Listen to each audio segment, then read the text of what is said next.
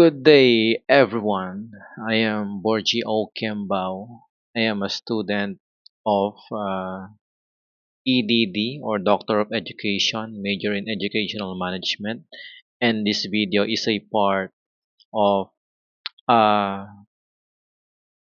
class project in our sub course Management Information Systems in Education.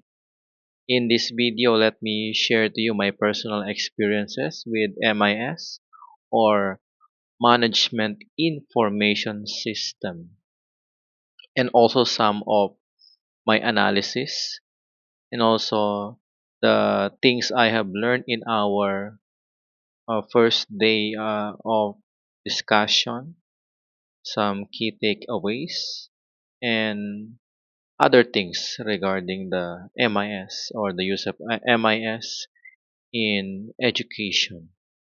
So let me begin with my personal experience with MIS.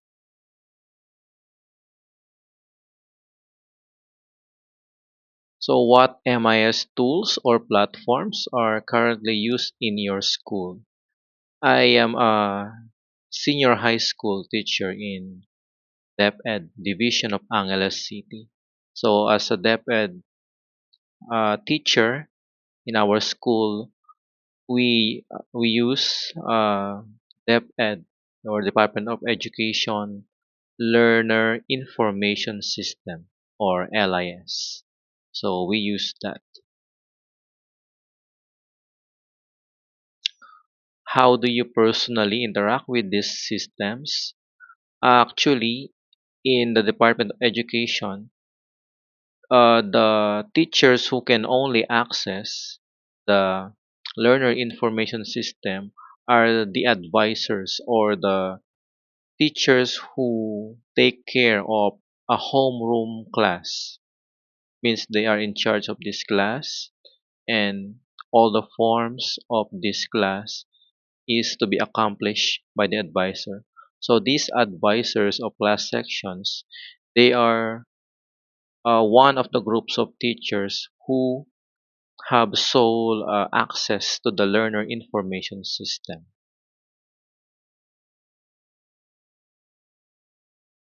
So the next question: how MIS supported or challenged your role? So here,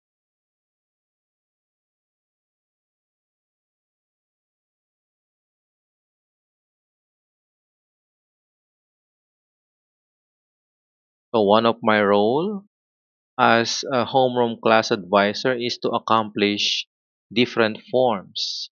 The forms of my students, of course, the students under my supervision, my advisory class. So we have this many forms, uh, some in the beginning of the school year, in the middle, and many are to be accomplished at the end of the school year.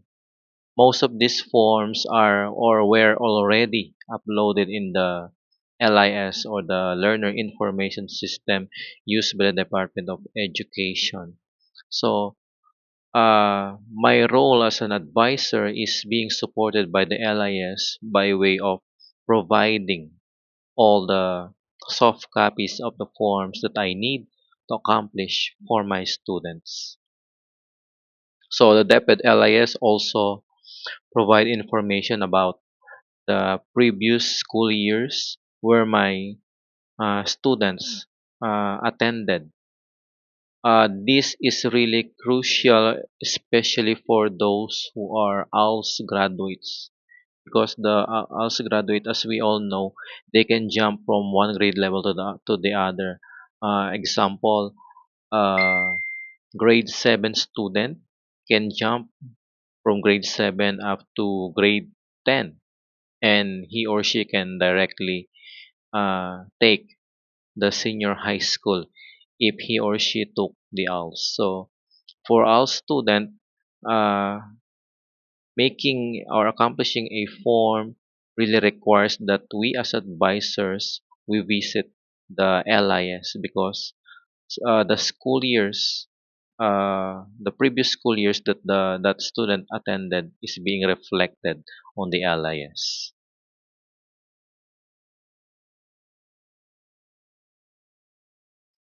So, an analysis of MIS in educational leadership. So, how does MIS contribute to my decision making, planning, and management? Also, in my institution, or in our institution, MIS contributes to decision making by way of providing information about learner's status of completion of a semester. You know, when we use the LIS, we have this task at the end of the semester to mark each learner whether they have completed the semester, or they are regular, or whether they are incomplete. So when we know they are incomplete and then they are irregular, we can decide whether to enroll them or not on the next semester. So in planning, so how does MIS contribute in the planning in in our institution? In planning, the MIS contributes by way of providing information about students who became irregular by way of failing a subject. So from the LIS, it is also reflected how many students were incomplete by the end of the semester, and therefore, if we check on that data, we can plan how do we deliver those subjects where most of the students have failed. So we can also think or plan about the modality, whether it will be online or will it be face to face, or just they just attend half the total school total attendance day per week. Let's say it is a 4 day class. They will be, or they can be given a 2 day class only because they are irregular students. So just they can complete the subjects where they became incomplete or irregular. So also in management, how does MIS contribute in our institution? So in our institution, MIS contributes to management by way of providing data. So in the MIS, as I have said a while ago, we know how many students and which subjects are being failed by them, or how many irregular students are for each subject. So as the management task is to also distribute this number of students to different teachers in the different subjects, because you cannot just give this or just uh, assign this all these students to one teacher because the teacher will be burned out if they will work a lot with irregular student. The management should always allocate or distribute the number of irregular students.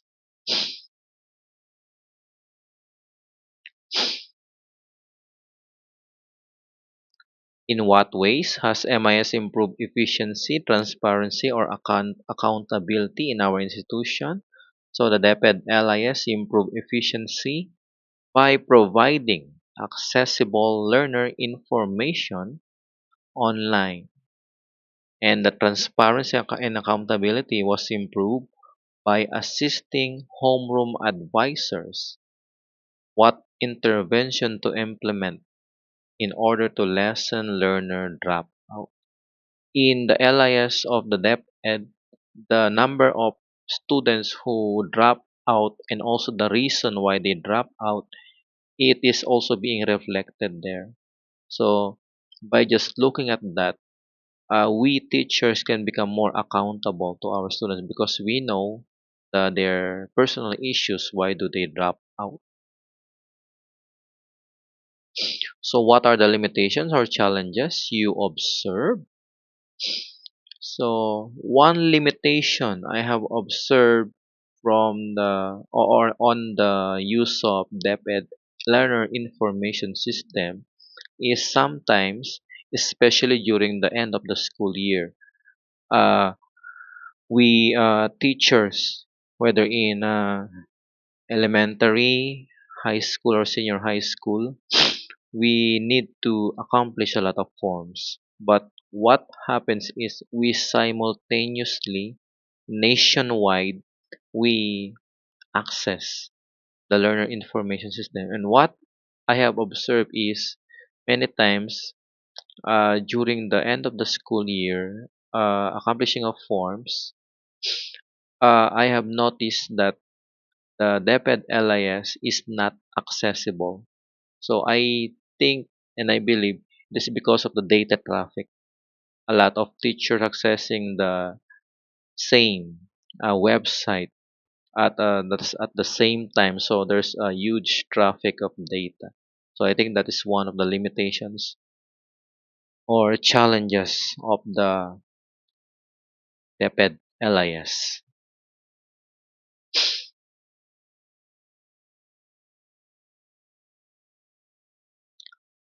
So what's the connection to Philippine context?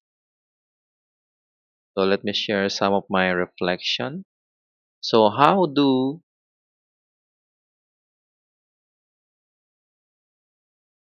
these systems reflect both strengths and weaknesses of MIS in Philippine education? So the DepEd LIS system has a strength in terms of providing updated learner data. So you can see the learner, the LRN or the learner reference number, also the age of the student, the school years where they last attended, many data that are very important for an advisor in order to keep track of the learner's progress and all the issues surrounding them. But sometimes uh, I can observe that the weakness of this LIS, just as what I have shared a while ago, is about being inaccessible if there are many teachers simultaneously accessing it. So, what more? If the website itself is inaccessible, how much more if the computer being used by the teacher is also outdated? It's very slow processor. So, the weakness could be sometimes not only in the internet, not only in the server from the DepEd, but also the computers being used to access the LIS.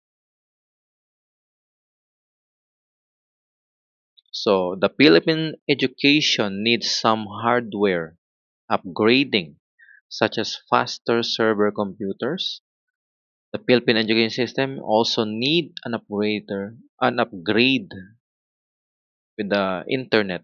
The internet should be faster so that the system itself, the LIS, can also cater to data traffic.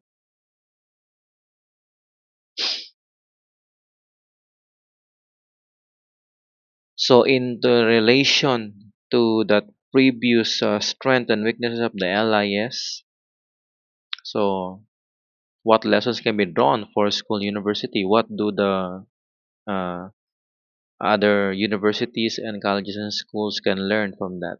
So they can learn that they should also invest on computer upgrade and internet upgrade. A good MIS, of course, will function better if it is supported by a more capable hardware and internet connection. Part 4. Some of my critical reflection. Let me share them. So, in critical reflection and leadership insights, from your perspective as future educational leader, how would you strengthen MIS utilization in your context? So, me as a future educational leader, I will strengthen MIS utilization in my context by way of providing as much possible if it depends on me, if I have some what you call that these stakeholders who can sponsor laptops and faster internet speed.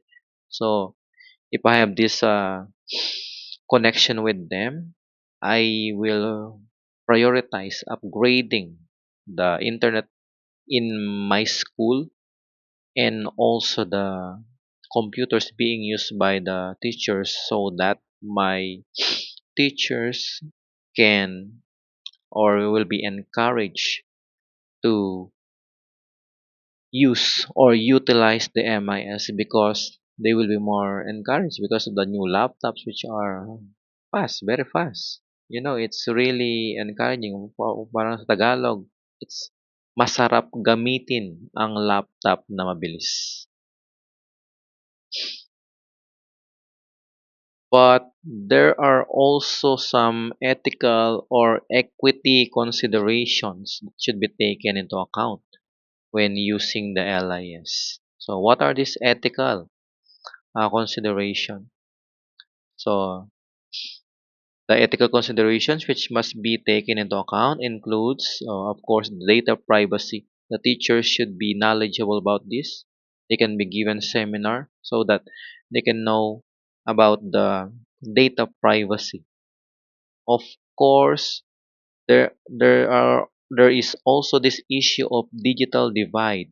Some teachers who might need technical assistance, of course, it's a website, it's a computer application, so not all teacher can easily use it or utilize it unless we give them the proper training or capacity building in order for them to be able or capacitated to use the management information, specifically in DepEd, the DepEd LIS.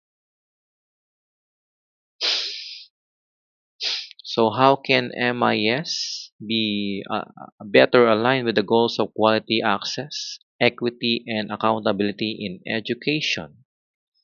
So MIS can be better aligned with the goal of quality, access, equity, and accountability by first providing computers and internet speed. As I have said a while ago, uh, teachers or advisors will not be encouraged to use the LIS if their laptops, their computers are slow, and then also the system will be slow. So who will like to use that if everything they use is slow?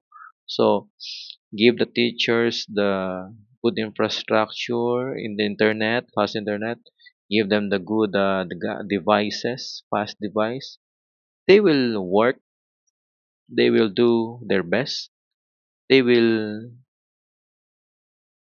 what? They will use the technology because you have shown them that you can support them.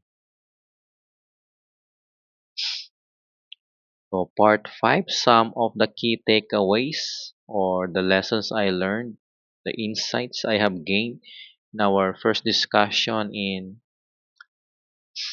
management information systems in education. So these are the three. I will only give three.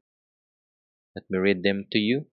So software are very useful tools for leaders, of course. It helps in management, it helps in decision making, it helps in planning. So it helps leaders to manage efficiently and to perform tasks effectively and conveniently. Next, the effectiveness of an MIS also depends on hardware capability and internet connectivity. Of course, that's a software, online software. It should be affected by internet. So if internet is fast, the website will work fast. If the internet is slow, the website will load slow or function slow. The last key takeaway, effective leaders are those who never stop learning.